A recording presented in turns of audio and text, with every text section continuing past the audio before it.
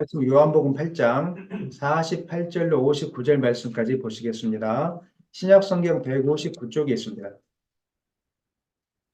한 절씩 교독합니다. 유대인들이 대답하여 이르되 우리가 너를 사마리아 사람이라 또는 귀신이 들렸다 하는 말이 옳지 아니하냐.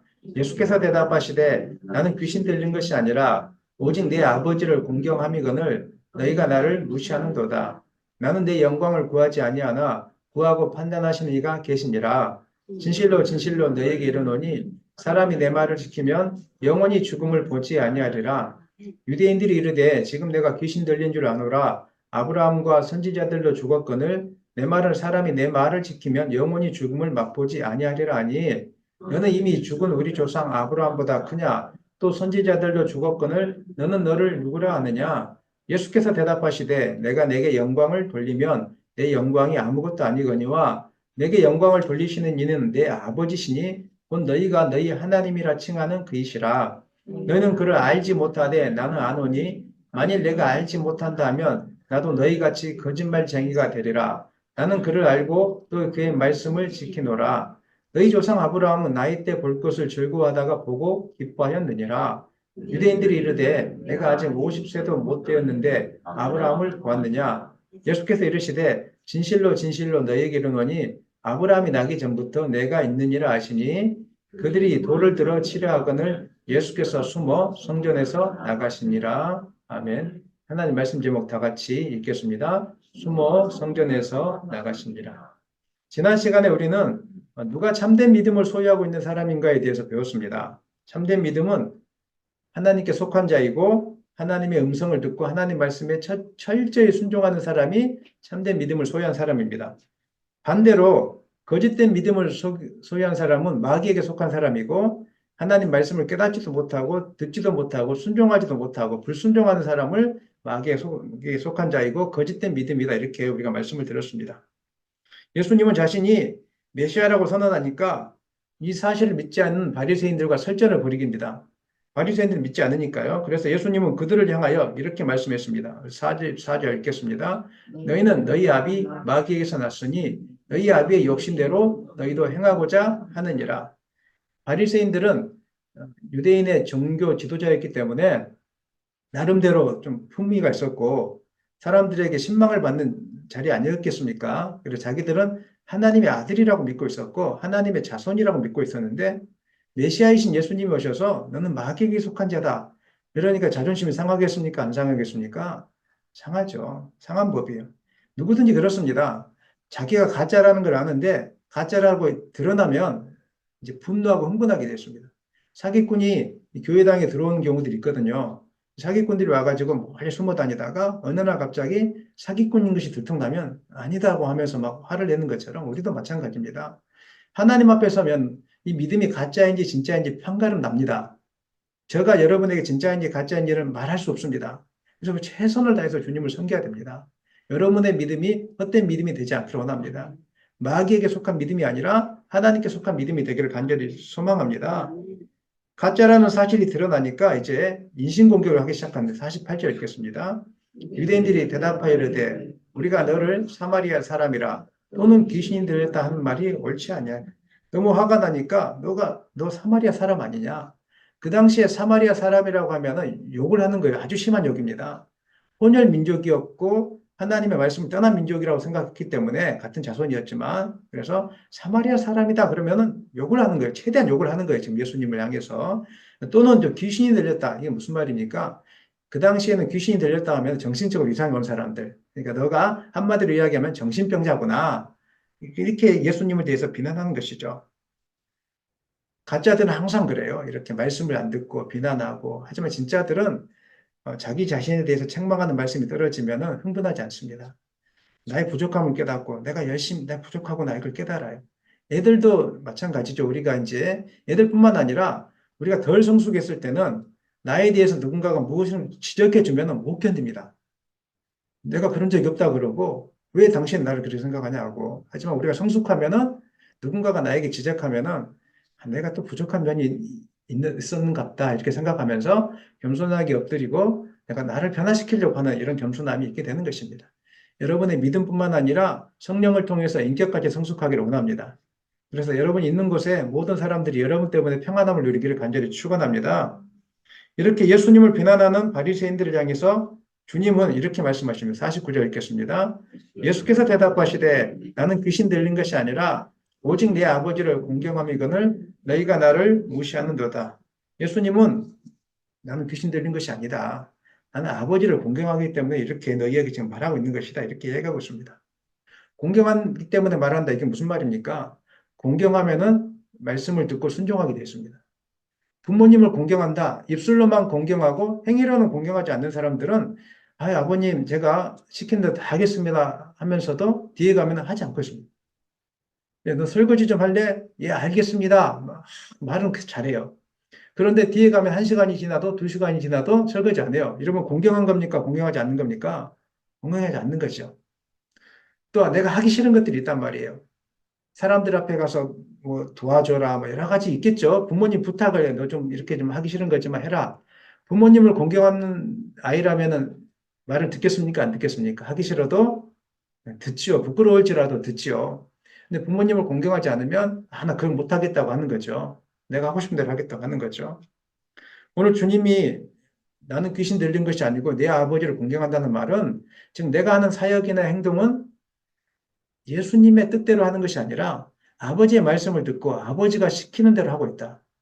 나도 너희들에게 좋은 말 하고 싶다. 나도 너희들에게 평안한 말 하고 싶다. 하지만 아버지 하나님이 나에게 가르쳐 주기를 너희들은 가짜라고 하는데, 너희들은 지금 마귀의 자녀라고 하는데, 내가 어떻게 마귀의 자녀된 너희들에게 하나님의 자녀라고 하나님이 시키지도 않는 말을 할 수 있겠느냐라고 지금 예수님이 이렇게 하고 있는 것입니다. 예수님께서 그 바리새인들과 적당히 타협하고 길을 긁어주는 말을 했다면 공격을 받지 않았을 것입니다. 인기를 얻었을 것입니다. 하지만은 예수님은 오직 아버지 하나님을 공경하고 있었기 때문에 아버지께서 하신 말씀을 하지 않을 수가 없었던 것입니다. 그 이야기를 지금 하고 있는 것입니다. 목회자가 하나님을 공경한다면 사람의 귀를 긁어주는 말을 절대 해서는 안 됩니다. 이 자리는 정말 책임이 존엄한 자리입니다. 인간의 말을 하면 하나님께 심판받는 자리예요. 판단받아요. 지금은 사람들의 귀를 긁어주고 기분 좋게 하는 말을 하면 인기를 얻을지도 모릅니다. 하지만 나중에 하나님 앞에서 책망을 받습니다. 목회자의 자리는 책망의 말씀이든지 위로의 말씀이든지 하나님께서 하라고 하는, 성경에서 하라고 하는 그 말씀 그대로 해야 되는 것입니다. 오늘 지금 예수님이 그 이야기를 하고 있는 것입니다. 그런데 사람의 욕망을 채우기 위한 말씀, 교묘히 자기 욕망을 위해서 말씀을 이용하는 말씀, 그 다음에 그 귀에 거슬리는 말 절대 하지 않고 마음에 이로 맞추는 말씀을 한다면 거짓된 목회자일 가능성이 많습니다.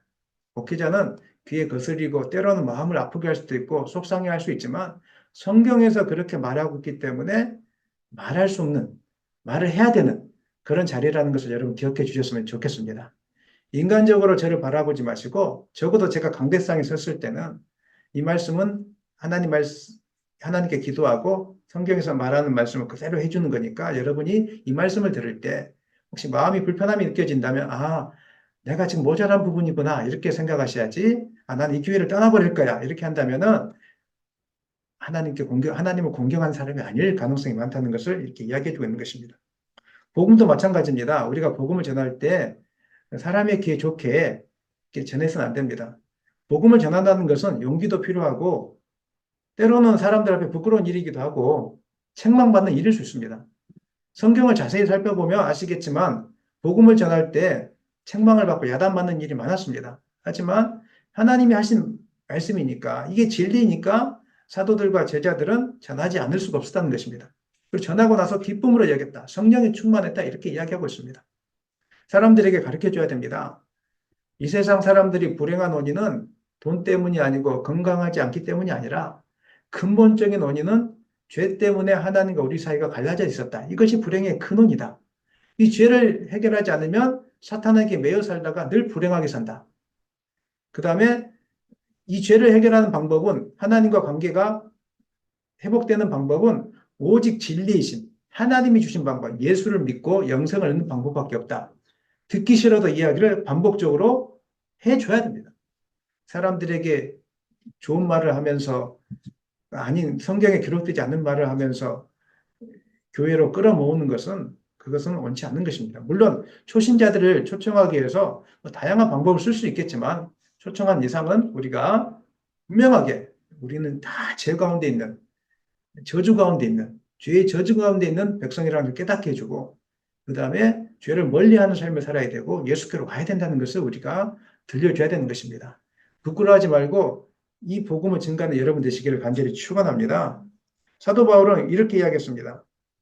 갈라디아서 1장 10절 이제 내가 사람들에게 좋게 하랴 하나님께 좋게 하랴 사람들에게 기쁨을 구하랴 내가 지금까지 사람들의 기쁨을 구하였다면 그리스도의 종이 아니니라. 여러분 어떻게 살고 있습니까? 사람의 기쁨을 구하는 삶을 살고 있습니까? 하나님의 기쁨을 구하는 삶을 살고 있습니까? 사람 눈치 보지 마시고 하나님만 바라보기를 소망합니다. 이 말씀은 제가 군대에 들어갔을 때 늘 암송했던 말씀입니다. 얼마나 핍박이 많았는지 모릅니다. 진짜 핍박 많이 받았거든요. 복음을 전하다가 핍박 많이 받고 술 안 먹는다고 핍박 많이 받고 교회 다닌다고 핍박 많이 받고 하지만 그럴 때마다 이 말씀을 새겼습니다. 내가 사람을 좋게 하랴 하나님을 좋게 하랴. 내가 사람 눈치 보면서 복음을 전하지 않는다면 나는 하나님의 종이 아니고 아직 구원을 얻지 못한 사람이다. 이 말씀이 저를 붙들어줘서 끝까지 용기 있게 복음을 증거하고 왔고 그랬더니 하나님 놀라운 은혜를 제 가운데 베풀어 주셨습니다. 지금도 마찬가지입니다. 목회기를 갈 때 사람 눈치 안 봅니다. 안 보려고 노력하고 있습니다. 하나님 바라보면서 하나님이 기쁨이 되는 것들을 하려고 지금도 열심히 달려가고 있는 것입니다. 여러분도 하나님의 기쁨이 되기를 예수님의 이름으로 축원합니다. 계속해서 예수님은 자신은 자기의 뜻을 성취하는 것이 아니라 하나님의 뜻을 성취하는 삶을 살고 있다 이렇게 말씀하고 있는데 50절 읽겠습니다. 나는 내 영광을 구하지 아니하나 구하고 판단하신 이가 계시니라. 나는 내 영광을 구하지 않는다. 이 말은 하나님의 일을 한다고 하면서 은근히 내 영광을 구하는 분들이 있거든요. 우리도 그런 유혹에 빠지기 쉽습니다. 나는 주님을 잘 믿습니다. 하나님 일을 합니다 하면서 뒤로는 내 영광을 구하고 나의 이익을 추구하는 분들이 이 땅 가운데 있다는 것입니다. 그런데 예수님은 그것을 한다는 겁니까? 하지 않는다는 것입니까? 절대로 그것을 하지 않는다는 거예요. 예수님은 철저히 하나님의 영광만을 위해서 이렇게 살고 있다. 이렇게 이야기하고 있습니다. 그리고 자기 자신은 불행해지든지 잘못되든지 십자가에 못 박히든지 하나님의 뜻이 성취되면 나는 어떻게 되어져도 상관이 없다는 말씀입니다. 나의 삶의 목적은 하나님의 영광을 위한 거니까 당신들이 나를 비난하고 나를 욕하고 사마리아 사람이라고 이야기하고 귀신 들렸다고 이야기할지라도 비난받을지라도 하나님의 뜻이 나를 통해서 이루어지면 나는 아무 상관이 없다는 이야기를 지금 오늘 예수님은 하고 있는 것입니다. 뒤에 보니까 구하고 판단하신 이가 계신다고 이야기하고 있죠. 판단한다는 말은 조사한다는 뜻입니다. 이 사람이 진짜로 하나님의 영광을 위한 삶인지 아니면 자기의 영광을 구하는 삶인지 하늘나라를 구하는 삶인지 이 땅의 것을 구하는 삶인지 나중에 하나님이 어떻게 하신다고요? 다 판단하시고 조사하신다는 겁니다. 하나님이 지금 다 바라보고 있습니다. 정말로 하나님의 길을 가고 있는지 세상의 길을 가고 있는지 다 하나님이 바라보고 있다는 것입니다. 우리의 삶이 하나님을 공경하며 십자가의 길을 가고 있는지 그것을 반드시 판단해 주실 분은 누구이십니까? 살아계신 하나님입니다. 그렇기 때문에 여러분 사람들 말에 실망할 필요는 없습니다. 사람들은 별의별 말을 다 합니다. 그냥 좋은 말 안 합니다. 누가 좀 잘 되면 뭐 뒤에 뭐가 있겠지라고 자꾸 이야기하고 제대로 믿음의 길을 가려고 하면은 또 뒤에서 이상한 말들을 하는 분들이 바로 사람들입니다. 사람 말 때문에 속상하고 사람 말 때문에 무너지는 분들이 이 땅에 많이 있습니다. 사람들의 판단은 잘못될 때가 많이 있습니다. 왜냐하면 자기의 이익이나 선입견을 따라서 판단하기 때문에 그렇습니다. 내가 잘못되기를 원하는 사람이 잘 되면 안 좋은 말 합니다. 그 말은 무슨 뜻입니까? 저 사람이 안 됐으면 좋겠다는 거죠. 그리고 저 사람은 나쁜 사람이라는 거죠. 우리는 그렇습니다. 그리고 아무리 악한 일을 저지른 사람일지라도 내 편이면은 좋게 이야기해 줍니다. 지금 정치인들이 많이 갈라져 있지 않습니까? 여러분이 어떤 당을 좋아하는지 저는 잘 모르겠습니다. 하지만 우리나라는 분열돼 있죠, 정치적으로. 그래서 자기가 좋아하는 당이면 아무리 불법을 저질러도 괜찮다라고 특별한 일이 있을 거라고 이야기하고 불법이라고 그렇게 이야기해줘도 안 듣습니다. 자기가 싫어하는 당이면 아무리 선한 일을 해도 크게 부풀려서 옮겨가는 것이 바로 사람들의 특징이라는 것입니다. 악하게 몰아가는 것입니다. 그러나 하나님은 정직하게 판단하십니다. 누가 하나님의 길을 가고 있는지, 누가 세상의 길을 쫓아가고 있는지 판단하시는 분은 하나님이십니다. 그렇기 때문에 사랑하는 여러분, 이 땅에 살 동안에 사람들의 판단에 휘둘리지 않았으면 좋겠습니다. 저희 교회는 아직 작지만 교회가 커지다 보면은 많은 사람들의 판단을 받게 되어 있습니다. 그리고 사람들의 눈치를 보며 살게 되어 있습니다. 저는 여러분들이 특별히 저의 눈치를 보지 않았으면 좋겠습니다. 하나님의 눈치를 보고 살기를 소망합니다. 제 눈에 보기에 여러분들 아무리 잘한다고 할지라도 혹여나 제 앞에서는 잘한다고 하는데 돌아가서는 그냥 하나님 보시기에 엉망이라면 그거 아무 소용이 없는 것입니다. 저는 아직 인간이라 제가 볼 때는 저분이 성실하지 않는 것 같은데 저분이 믿음이 없는 것 같은데 이렇게 볼 수 있어요. 하지만 하나님 보시기에 정직하다면 그 판단이 정확한 겁니다. 그렇기 때문에 믿음 생활하면서 절대로 제 눈치 보지 마시고 하나님 앞에서 정직하게 살기를, 하나님 앞에서 바르게 살기를 최대한 힘쓰는 여러분 되시기를 간절히 축원합니다. 사람들이 여러분을 잘못 판단한다고 할지라도 세상이 바뀌는 거 없습니다. 마귀는 우리 가운데 와서 자꾸 정죄하죠. 나쁜 놈이다. 자꾸 정죄하고 나는 열심히 했는데 회사에서 또 승진 점수 안 나오잖아요. 좀 속이 상하잖아요. 거기 해두지 말라는 말씀이기도 합니다. 주님이 뭐라고 이야기합니까? 내가 승진 점수를 많이 받았든지 적게 받았든지 또 돈을 많이 벌든지 적게 벌든지 그거 중요하지 않아. 세상 사람들이 무슨 말을 하든지 쟤는 교회 다니면서 저 모양이네. 그거 중요하지 않아. 아무리 힘들어도 하나님의 뜻대로 살고 있다면 내가 너를 인정해줘. 아멘입니까? 그렇게 하면 되는 거예요. 예수 잘 믿어도 자녀들이 또 남편이 예수님 안 믿을 수 있어요. 그것이 내가 믿음의 어떤 결과물 열매가 될 수는 없어요. 하나님은 알고 있는 거예요. 평생 동안 기도하라고 나를 그렇게 보내줬구나. 하나님 말씀 들으시길 바랍니다. 사람의 평가에 귀를 기울이지 마세요. 사람의 판단에 에너지를 너무 낭비하지 말라는 뜻입니다.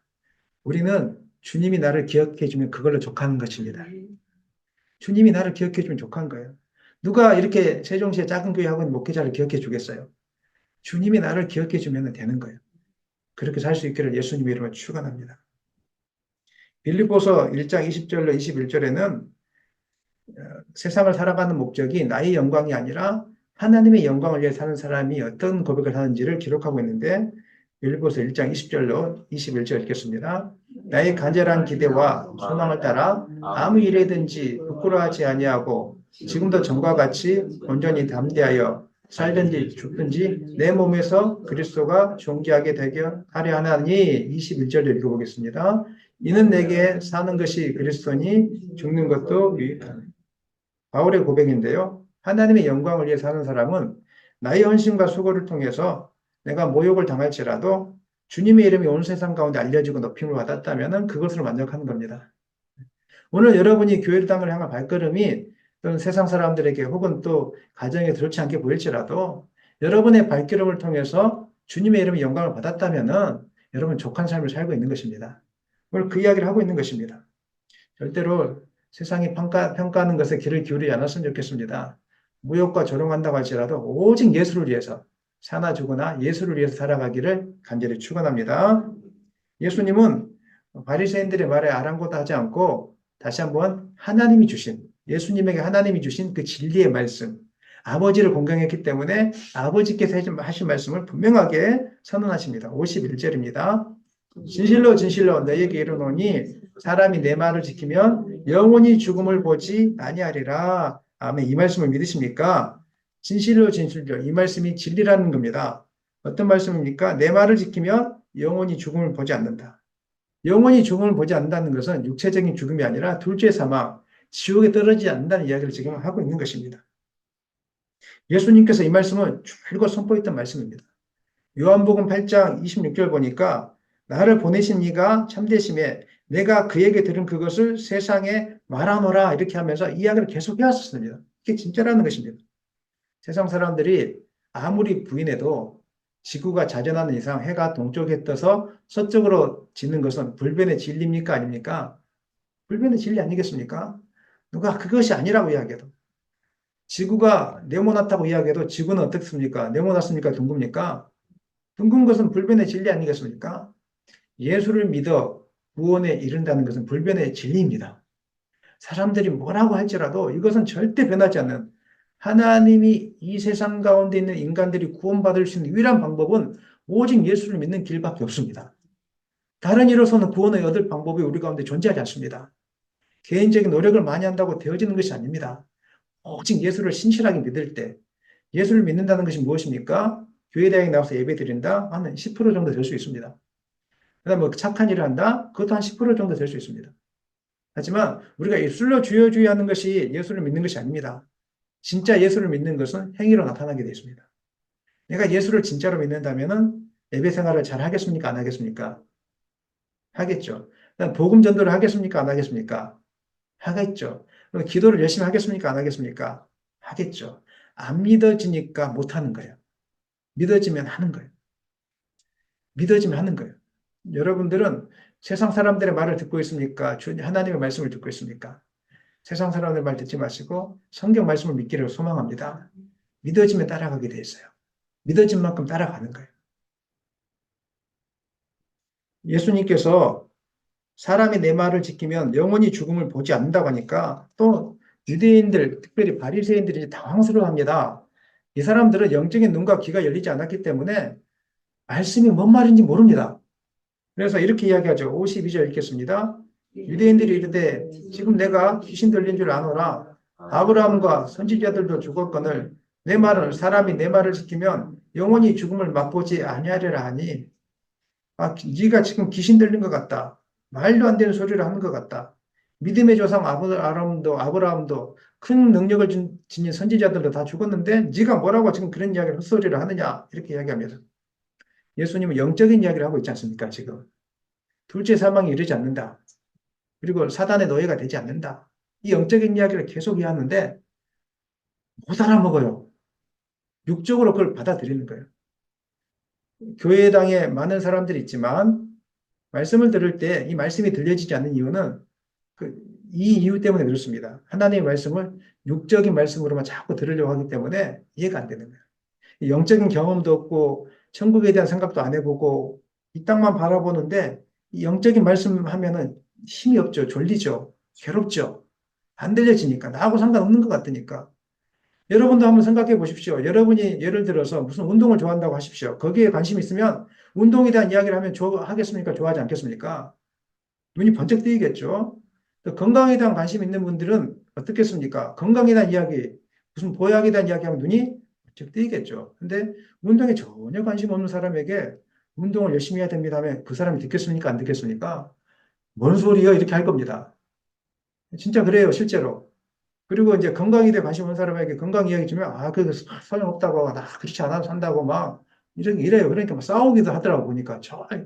이렇게 좋게 이야기해 줬는데, 관심이 없다 보니까, 보는 채 마는 채, 듣는 채 마는 채 하는 거예요. 하늘나라에 대한 관심이 없으면, 천국이 있다는 거에 대한 관심이 없으면, 하나님이 살아계신 거에 대한 관심이 없으면, 그리고 이 땅의 삶은 잠시 잠깐이라는 거, 그리고 영적인 싸움이 있다는 거에 대한 관심이 없으면, 설교 시간은 졸리는 시간이 돼요. 왜냐하면 이 시간은 영적인 이야기만 하잖아요. 세상 이야기 하지 않잖아요. 뭐 주식 이야기 하지 않잖아요. 부동산 이야기 하지 않잖아요. 오직 영적인 이야기 하니까 관심이 없는데 자꾸 그 이야기 하니까 졸리는 거예요. 힘이 드는 거예요. 물론 육체가 피곤해서 좋으시는 분도 있을 수 있어요. 하지만 그거 이전에 관심이 있으면요, 눈을 부릅뜨니다.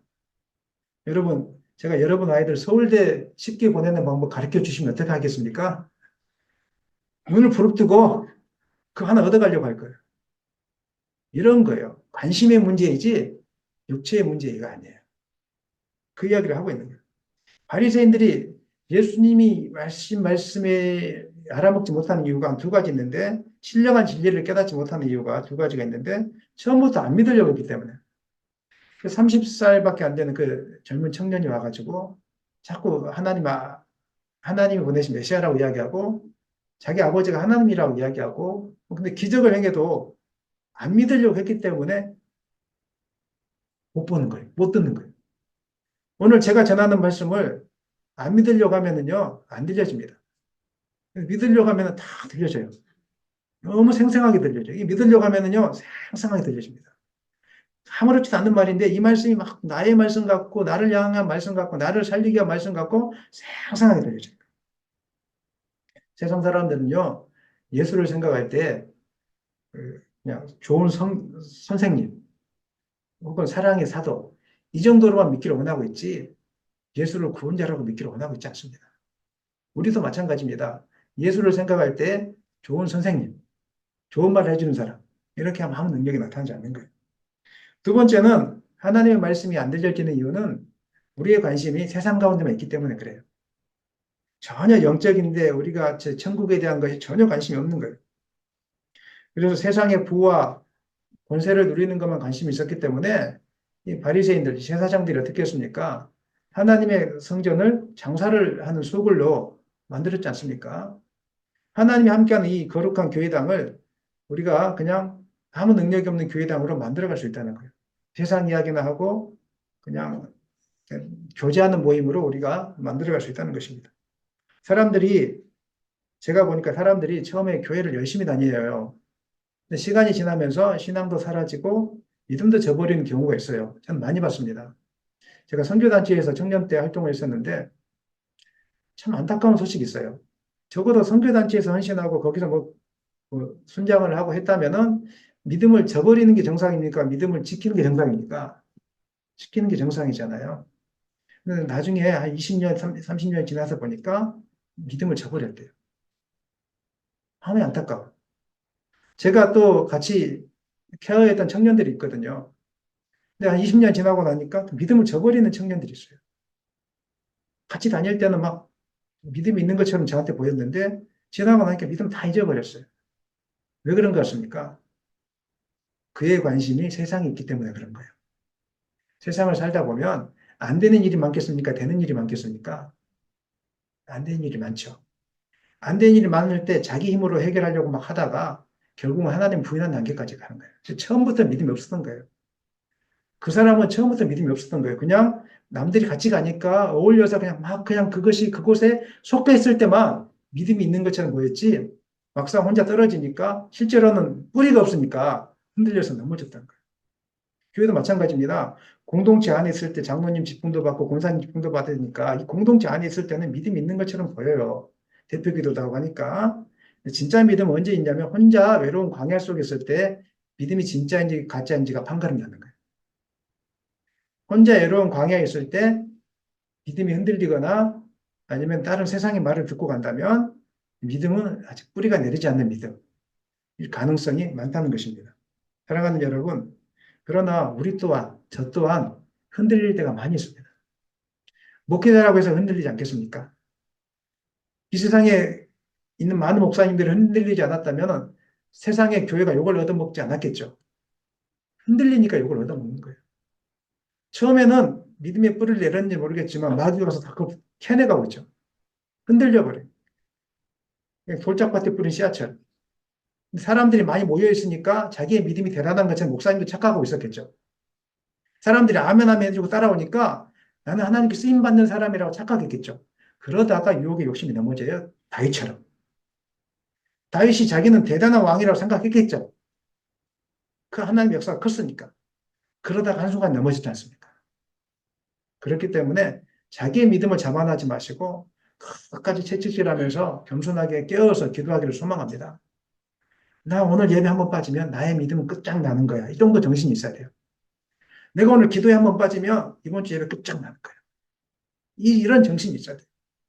이번 주에 놀라운 일이 있었습니다. 집사님이 잘 모르시겠지만 우리 예원이하고 예한이가 새벽 예배를 나오고 수요 기도회를 나오고 나왔던 이유는 다른 게 아니라 계약하기 전에 하나님 앞에 기도하고 와야겠다. 이렇게 해서 예한이 예원이가 이렇게 나왔어요. 박수 한번 쳐주세요. 이 믿음을 가지고 앞으로 신앙생활 잘하기를 소망합니다. 이런 믿음이 필요합니다. 나 오늘 새벽 예배 안 나오면 오늘 내가 기도회 안 하면 나는 오늘 승리하지 못해.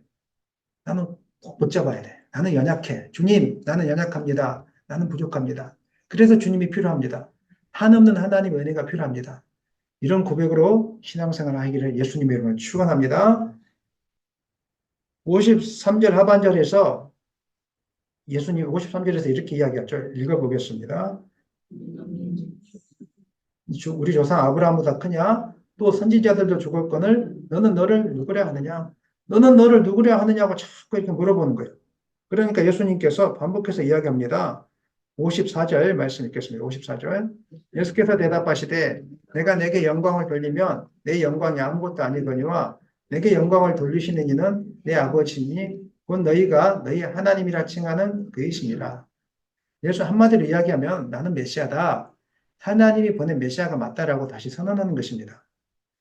먼저는 예수님께서 지금까지 했던 사역과 선포한 말씀이 자신이 메시아라고 한 일은 예수님 자신이 스스로 높임을 받기 위해서 한 것이 아니라 하나님께서 시켜서 한 것이라는 것이죠. 내게 영광을 돌리지 아니하면 내 영광이 아무것도 아니거니와 이렇게 이야기하고 있습니다. 지금까지 나를 위해서 이것을 한 것이라면 거짓말을 한 것이라는 거예요. 예수님이 한 사역이나 하신 선포한 말씀이나 이것들이 자기 자신이 지어낸 것이나 자기 자신을 위해서 한 것이라면 나는 거짓된 말씀을 한 것이고 아무 쓸모가 없다라고 이렇게 이야기하고 있는 것입니다. 그러나 예수님은 그것이 아니라 오직 하나님의 이름을 높이기 위해서 하나님께서 하신 것을 했기 때문에 나는 절대로 거짓이 아니라는 것입니다. 그리고 내가 내 스스로를 높인 것이 아니라 누가 높여주신 것입니까? 하나님이 높여주셨다 이야기합니다. 어떻게 높여주셨습니까? 예수님이 태어나실 때, 갓난아기일 때 성령으로 잉태되어서 천사들을 보내서 하나님 높여주셨죠. 태어날 때도 마찬가지로 예수님이 그 동방박사들을 보내주셔서 메시아인 것을 보여주셨어요. 그리고 세례 받으실 때도 하늘에서 이는 내 사랑하는 아들이요 기뻐하는 자라고 하나님이 직접 인정해 주신 거예요. 예수님 자기 자신이 한 번도 높아진 적이 없었어요. 사람들이 오병이어 기적을 행한 이후에 높여주려고 했을 때 예수님은 그냥 산속으로 도망가 버렸습니다. 절대로 자기 자신이 높이려고 한 적이 없습니다. 두 번째, 예수님은 하나님 아버지가 어떤 분이신 줄 알기 때문에 철저히 자기 뜻이 아닌 하나님의 뜻을 행하며 살고 있다고 이야기합니다. 55절 읽겠습니다. 너희는 그를 알지 못하되 나는 아노니 만일 내가 알지 못한다면 나도 너희 같이 거짓말쟁이가 되리라. 나는 그를 알고 또 그의 말씀을 지키노라. 바리새인들은 자신들이 영광 돌리는 하나님을 잘 알지 못했습니다. 그러면서도 하나님의 자녀라고 자기들이 믿고 있었던 것이죠. 그러나 다른 한편으로는 예수님 자신이 하나님을 알고 있다는 것을 부인한다면 바리새인들이 하나님 아버지를 모르면서 알고 있다고 속였던 것과 마찬가지로 주님이 거짓말쟁이가 될 것입니다. 그래서 주님은 나는 아버지를 분명하게 알고 있기 때문에 하나님 말씀을 지키는 것이다. 이렇게 말하고 있는 것입니다. 54절, 55절 이 두 구절은 예수님 자신이 하나님께서 보내신 하나님의 아들인 것과 세상을 구원할 메시아가 맞다는 것을 분명하게 선언하는 구절입니다. 동시에 자신의 영광을 위해서 하나님 말씀을 자기 입맛대로 이용하고 있는 바리새인들을 향하여서는 책망하고 있는 말씀입니다. 나는 하나님을 공경하면서 하나님이 하라고 하는 뜻만 순종하고 있는데 너희들은 입맛대로 살고 있잖아. 그러니까 너희들은 완전히 잘못된 거잖아. 이렇게 이야기하고 있는 것입니다. 그리고 예수님은 너는 너를 누구라고 하느냐? 이런 바리새인의 질문에 대해서 계속해서 누구인지 분명하게 말씀해 주시는데 56절도 읽겠습니다. 너희 조상 아브라함은 나이 때 볼 것을 즐거워하다가 보고 기뻐하였느니라. 뭐라고 이야기합니까? 아브라함이 나를 보고 기뻐했다. 너희 조상 아브라함이 나를 보고 기뻐했다. 그러면 아브라함보다 먼저 계신 분이라는 겁니까? 아니라는 겁니까? 먼저 계신 분이라는 것이죠. 아브라함은 육적으로 보면 예수님이 아브라함의 자손이죠. 아브라함 자손이죠. 영적으로 보면은 자손이 아니죠. 아브라함의 하나님이시죠. 하나님이시죠. 이것을 아브라함이 봤다는 겁니다. 직접 만났다는 것이 아니라 하나님께서 아브라함에게 주신 메시지와 그 사역들을 통해서 장차 자기에게 예언한 그 말씀이 약속한 말씀이 장차 올 메시아를 향한 말씀이라는 걸 아브라함이 깨달았다는 것입니다. 이렇게 영적으로 깨어있는 사람은 이 말씀의 뜻이 무엇인지 알아요. 그러면서 아브라함도 장차 오신 메시아를 보면서 기뻐했었어요. 아브라함뿐만 아니라 구약에 나타난 많은 선지자들이 장차 오신 메시아를 소망하면서 대망하면서 참아내고 기다렸다는 것입니다. 모세를 보면은 모세는 히브리서 11장에 보니까 믿음으로 그리스도를 바라보고 애굽의 모든 부하보다 이스라엘 백성들과 함께 고난받는 것을 더 좋아했다라고 이야기하고 있습니다. 모세는 예수님을 본 적이 없습니다. 하지만 메시아가 올 것을 알고 그것을 바라봄으로 이스라엘 백성들과 함께 고난받는다. 무슨 말입니까? 하나님 말씀에 순종하는 길이 진짜 길이다. 미래를 소망하는 가운데 고난이 있을 줄 알았지만, 힘든 일이지만, 백성들을 이끌고 출애굽하는 것이 어려운 길인 줄 알았지만, 장차 오신 메시아를 대망하면서 그 어려운 길을 스스로 선택했다는 것입니다. 이게 진짜로 하나님을 믿는 사람들의 특징입니다. 스스로 어려운 길을 선택하는 사람. 남들이 가는 넓은 길이 아니라 좁은 길이지만 이것이 진리이기 때문에 장차 예수님이 다시 이 땅에 오실 것을 믿으십니까? 아멘입니까? 그렇기 때문에 넓은 길을 가지 않고 우리는 좁은 길을 스스로 선택해서 가는 것입니다. 저는 여러분들이 예수가 그리스도이신 것을 분명하게 믿어지기를 소망합니다. 그리고 여러분이 하나님의 자녀된 것을 분명하게 믿기를 원합니다. 우리는 그러므로 나의 뜻이 아니라 나의 영광이 아니라 오직 하나님의 뜻을 위해서 하나님의 영광을 위해서 이 땅을 살아야 될 백성인 것입니다. 그런데 예수님을 메시아로 안 믿으려고 하니까 이 사람들이 얼마나 기가 막혔던지 57절에서 이렇게 이야기합니다. 57절 읽겠습니다. 유대인들이 이르되 내가 아직 50세도 못 되었는데 아브라함을 보았느냐. 어처구니 없다는 것이죠. 아직 나이가 50살도 안 되었는데 아브라함을 보았느냐 이렇게 이야기합니다. 그래서 예수님이 한 번 더 이야기합니다. 58절 예수께서 이르시되 진실로 진실로 내게 이르노니 아브라함이 나기 전부터 내가 있느니라. 예수님 선언해 주셨잖아요. 나는 아브라함이 나기 전부터 있던 하나님이다. 지금 이 이야기를 하고 있는 거예요. 하지만 돌처럼 굳어 있었던 이 사람들은 영적인 눈과 귀가 닫혀 있었던 이 사람들 이 말씀 받았을까요? 안 받았을까요? 안 받았죠. 배척하죠. 배척해버립니다. 59절 말씀 읽겠습니다. 그들이 돌을 들어 치려 하거늘 예수께서 숨어 성전에서 나가십니다. 예수님의 말씀을 듣고 순종하지 않고 안 믿으려고 하니까 정신 나간 사람으로 보니까 이제 돌을 들어서 예수님을 죽이려 했죠. 그래서 예수님께서 숨어서 성전에서 나갔습니다. 이 구절은 매우 의미 있는 구절입니다. 제가 오늘 이 구절을 제목으로 삼았습니다. 하나님의 아들이 숨어서 성전에서 나갔다. 성전이 어떤 곳입니까? 하나님의 영이 머무는 곳 아니겠습니까? 하나님의 영이 있어야 성전이 되는 거예요. 하나님의 영이 없으면 그것은 성전입니까? 성전 아닙니까? 성전이 아니죠. 오늘날 신약 시대 때는 성전이 건물입니까? 우리 자신입니까? 우리 자신이 건물은 성전이 아닙니다. 건물은 그냥 교회당일 뿐이죠. 하지만 교회당에서 우리가 예배 드릴 때 하나님 함께 하십니까? 안 하십니까? 하시죠. 그럴 때 우리 예배를 받으시죠. 우리가 말씀이 들려지죠. 근데 하나님의 영이 우리를 떠나버려요. 그럼 이 예배가 생명력이 있겠습니까? 없겠습니까? 아무 생명력이 없는 예배가 되는 겁니다. 우리는 헛수고를 하고 있는 거예요.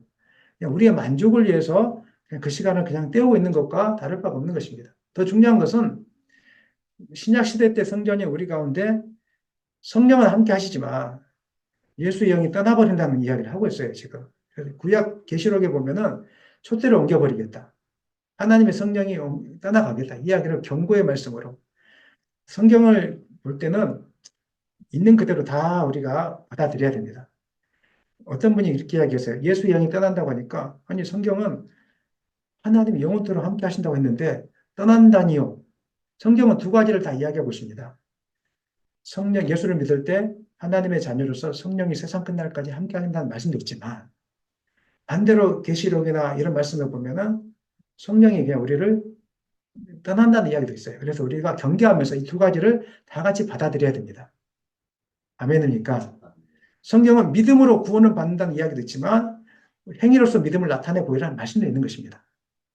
우리의 지식으로는 다 이해할 수 있습니까? 이해하지 못합니까? 못합니다. 그렇기 때문에 다 인정해야 됩니다.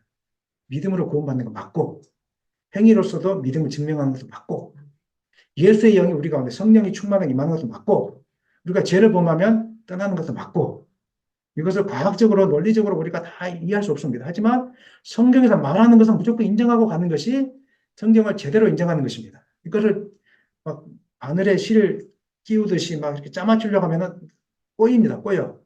마치 삼위일체 하나님을 다 이해하지 못하는 것과 마찬가지입니다. 다 이해하지 못하지만 성부, 성자, 성령은 삼위를 하나님으로 한 하나님으로 계신 것을 믿으시기를 바랍니다. 그런 이야기를 하고 있어요. 예수님도 숨어서 성전에서 나가시니라. 성전은 주님과 함께 하실 때 의미가 있는 것입니다. 우리 인생도 주님이 함께 하실 때 의미가 있는 것입니다. 아무리 돈을 많이 벌고 건강할지라도 주님이 함께 하지 않으면 아무 소용이 없습니다. 그 인생 의미가 없는 인생입니다. 성전 안에 언약궤가 놓여 있을지라도 하나님이 함께 하지 않으면 아무 소용이 없다는 것을 우리는 사무엘서를 통해서 볼 수가 있습니다. 엘리의 두 아들 홈리와 비나스가 언약궤를 짊어지고 블레셋과의 전쟁에 나갔지 않습니까? 그런데 어떻게 됐습니까? 언약궤를 블레셋 군대에게 빼앗기는 창피를 당했지 않겠습니까? 언약궤와 함께 한다고 전쟁에서 승리하는 것이 아닙니다. 우리의 마음으로 하나님을 초청하고 예수를 받아들이고 날마다 성령님과 동행하는 삶을 살 때 하나님 함께 하시는 증거가 나타나는 것이지, 겉으로만 이렇게 하나님을 섬기는 것처럼 보이면서 속으로는 그렇지 않다면 아무 능력이 우리 삶 속에 나타나지 않는 것입니다. 교회당을 화려하게 꾸며놓고 많은 사람들이 있지만 그 교회가 주님이 떠난 교회라면, 예수님처럼 귀에 듣기 싫을지라도 하나님 말씀이기 때문에 선포하는 교회가 아니라면, 사람들의 눈치를 보면서 사람들에게 좋게 하는 말만 하는 교회라면 이미 예수님이 숨어서 성전에서 나간 교회이고, 그 교회는 예수님을 믿는 것 같지만 예수님을 배척하는 교회입니다. 성도들이 세상에만 관심이 있고 하나님 나라에 관심이 없다면, 마찬가지로 아무리 많은 성도가 있고 부자들이 모여 있을지라도 그 교회는 예수님을 배척한 교회가 되는 것입니다. 불행한 교회가 되는 것입니다. 오늘 우리가 이 말씀을 들으면서 우리의 입맛에 따라서 주님의 말씀을 배척하고 혹은 주님을 배척하고 있지 않는지를 한번 돌아보셔야 됩니다. 우리들이 진리의 말씀에 관심을 두기보다 자신의 가치를 높여주고 자신의 가치를 인정해주는 그런 말씀에 귀가 솔깃하고 있지 않는지를 한번 돌아보셔야 된다는 것입니다. 진리의 말씀으로 참된 해결을 이끄는 뼈아픈 본면보다 거짓된 평안과 위로를 주는 메시지에 우리가 너무 쉽게 반응하고 있지 않는지 한번 돌아봐야 된다는 것입니다. 그리고 조금 더 안타까운 것은 하나님 말씀보다 인간의 경험과 지식을 소개해주는 말씀을 좋아하는 것을 볼 때 저는 안타까움을 많이 느끼고 있습니다. 간증은 때로는 필요한 양념과 같은 것이지만 간증이 하나님 말씀이 될 수 없습니다. 아멘이시죠? 그런데 말씀을 다 잊어버리고 간증을 기억하거나 간증만 쫓아간다면은 그럼 우리가 지금 잘못된 길로 가고 있는 것입니다. 간증은 그냥 참고 서적일 뿐이지 그건 진리의 말씀이 아닙니다. 누가 무엇을 경험했다, 뭐 이렇게 하면 되더라, 이 말씀 쫓아가지 마십시오. 우리는 오직 진리의 말씀, 성경을 붙들어야 되는 것입니다. 아멘. 그래서 여러분 성경을 알아야 됩니다. 성경을 얼마나 많이 읽었는지 모르겠습니다. 읽어도 이 내용이 무슨 내용인지 모를 겁니다. 제가 다음 주 오전 10시부터 성경이 어떻게 깨어져 있는지를 제가 여러분에게 가르쳐 드릴 겁니다. 앞으로 하나님 나라 일꾼이 되시려면 힘이 들지라도 오전 10시에 나오셔서 말씀을 들으시고 성경이 어떻게 이루어졌는지를 좀 보시고, 이렇게 되었고 내가 이렇게 성경을 읽을 때 늘 잠이 왔던 이유가 여기 있구나. 야, 이런 말씀인데 이렇게 깨닫고 그 진리의 말씀들을 바로 받아들여서 하나님 나라의 일꾼으로 성장한 여러분 되었으면 좋겠습니다. 말씀을 마무리하겠습니다. 사랑하는 여러분, 하나님께 속한 자는 하나님의 말씀을 듣습니다. 아멘입니까? 오직 예수가 그리스도이신 것을 분명하게 믿어지는 것입니다. 그리고 예수 믿는 것을 부끄러워하지 않습니다. 당당하게 예수가 인생의 구주 되심을 세상 가운데 선포하는 것입니다. 사람들의 귀에 좋은 말이 아니라 하나님이 기뻐하는 말을 증가하게 되어 있습니다. 내가 듣고 싶어하는 말씀을 사모하는 것이 아니라 하나님께서 나를 위해서 오늘 주시는 말씀을 사모하는 것입니다. 거짓된 평안의 말씀보다 자신을 참된 길로 인도하는 말씀을 사모합니다. 그리고 자신의 영광을 구한 삶이 아니라 오직 하나님의 영광을 위하여 사나 죽으나 하나님의 영광을 위하여 자기 자신의 전 생을 드리는 삶을 살게 되는 것입니다. 오늘 모든 성도님들이 예수가 메시아 된 것을 분명하게 믿고 오직 예수를 위해서 사는 여러분 되시기를 예수님의 이름으로 간절히 축원합니다.